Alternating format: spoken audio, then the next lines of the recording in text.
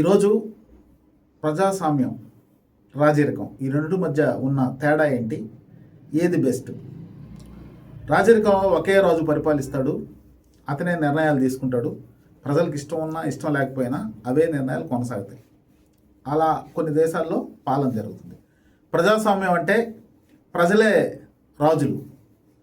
ప్రజలు ఎలా రాజులు అవుతారంటే వాళ్ళు 5 ఏళ్లకు ఒకసారి ఎన్నికల ద్వారా ఓటేసి వాళ్ళ తరఫున ఒక వ్యక్తిని రాజుగా పెడతారు.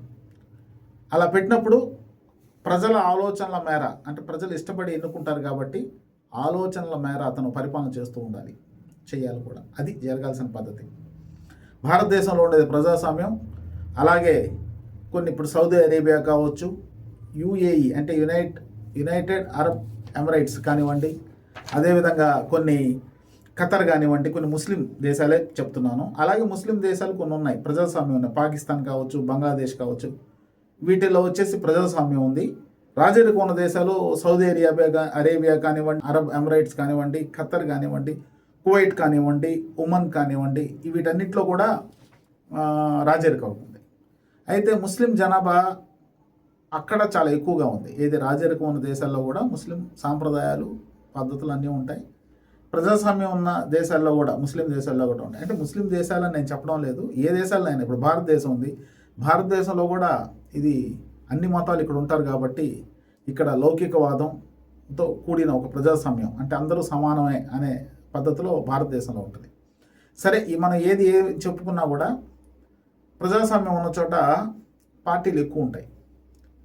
ఎక్కువ పార్టీలు ఎన్నికల్లో ఎవరైనా పోటీ చేయొచ్చు కదా, పోటీ చేస్తూ ఉంటారు, గెలుస్తుంటారు. గత 70-80 సంవత్సరాలుగా ఈ పద్ధతి భారతదేశంలో ప్రజాస్వామ్యంలో నడుస్తుంది.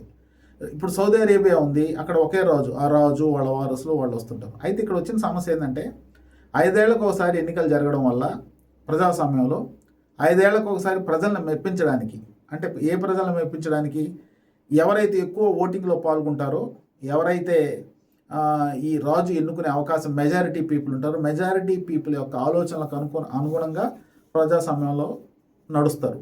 అయితే మెజారిటీ పీపుల్ అంటే నేను తప్పు చెప్పడం లేదు, జరుగుతున్న సిస్టమ్ చెప్తున్నా. మెజారిటీ పీపుల్ ఓటింగ్లో పాల్గొనే వాళ్ళు ఆ రోజు ఎన్నికలకి డబ్బులు ఏదైతే ఎవరైతే చూపుతారో వాళ్ళకి ఓటేయడం జరుగుతుంది. అంటే ఈ 5 ఏళ్ళు వాళ్ళు ఇచ్చే 500కో 1000కో 2000కో మనం కానీ అమ్మేసుకుంటే నిజంగా వాళ్ళు మన ఆలోచన వాళ్ళు అద్దం పట్టే పరిపాలన చేస్తున్నారా లేదా అనేది మనకు తెలియదు. మనం అంటే ఇక్కడ ప్రజాస్వామ్యంలో ముఖ్యంగా ఉండాల్సింది ఏంటంటే మన రాజు ఎలా ఉండాలి అని ఆలోచించగలిగే శక్తి ఓటర్కు ఉండాలి. ఓటేసే వ్యక్తికి మన రాజు ఎలా ఉండాలి, మనకి ఎలాంటి పరిపాలన ఇవ్వగలడు అనేది ఆలోచించే శక్తి ఉండాలి. కానీ ఇక్కడ ఏమవుతుందంటే మన యొక్క సొంత నిర్ణయం కాకుండా మన మన మన ఆ రోజు లబ్ధి కావచ్చు, లేకపోతే ఒక రకమైన అభిమానం కావచ్చు, సానుభూతి కావచ్చు, ఇలాంటి వాటితో ఓటింగ్లో పాల్గొనడం వల్ల మనకి ఇబ్బందులు వస్తాయి. ఎప్పుడు కూడా ఒక రాజు ఏం ఆలోచించాలంటే ఒక 10 ఏళ్ల పాటు, ఒక 20 ఏళ్ల పాటు, ఒక 30 ఏళ్ల పాటు, ఒక 50 ఏళ్ల పాటు ఈరోజు చేసే పని.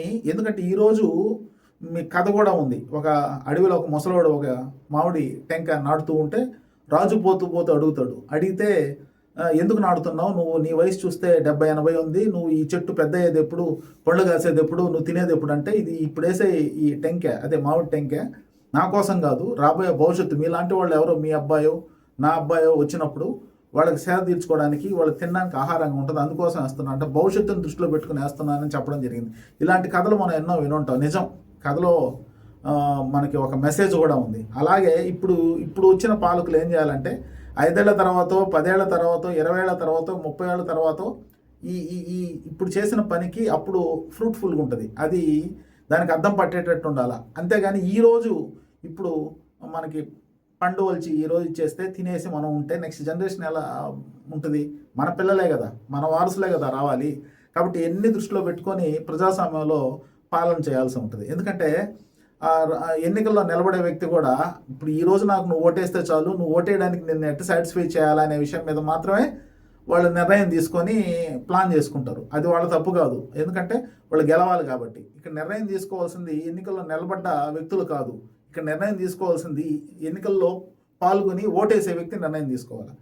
ప్రజలందరూ కూడా ఒక మంచి నిర్ణయం అంటే ఆలోచన శక్తి ఉన్నప్పుడు, ప్రజాస్వామ్యంలో ప్రజలకు ఆలోచన శక్తి ఉండాలి, ప్రజలు ఒక మంచి నాయకుడిని ఎన్నుకునేటట్టు ఉండాలి. ఇక్కడ ఇక్కడ ఇక్కడ ఈ 70-80 ఏళ్ల ప్రయాణంలో ఏం జరిగిందంటే ప్రజాస్వామ్యంలో భారతదేశంలో ప్రజలు విడిపోయారు. ప్రజలు పార్టీల వారీగా విడిపోయారు. ప్రజలు పార్టీల వారీగా విడిపోకూడదు. ప్రజలే కాదు, జర్నలిజం కూడా, పత్రికలు కూడా పార్టీల వారీగా విడిపోయాయి. మనుషులు కూడా పార్టీలు, వ్యాపారస్తులు కూడా పార్టీలు వైజ్గా మనుషులు కానివ్వండి, జర్నలిజం కానివ్వండి, ఈ సొసైటీలో డాక్టర్స్ కానివ్వండి, లాయర్స్ కానివ్వండి, ఇంటలెక్చువల్స్ కానివ్వండి, వీళ్ళందరూ కూడా ఎప్పుడైతే పార్టీల వైజ్ విడిపోయారో వాళ్ళు పార్టీ సిద్ధాంతానికి అనుకూలంగానే మాట్లాడతారు. దానివల్ల ఏంటంటే ప్రజలకు అనుకున్న న్యాయం జరగదు. ప్రజలకు అనుకున్న న్యాయం జరగాలంటే ప్రజలు రాజులు కాబట్టి, ప్రజలు రాజును ఎన్నుకునే అవకాశం వాళ్ళ చేతుల్లో ఉంది కాబట్టి వాళ్ళు ఖచ్చితంగా వాళ్ళు ఏం చేయాలంటే ఆలోచన శక్తి పెంచుకోవాలి. దీనికి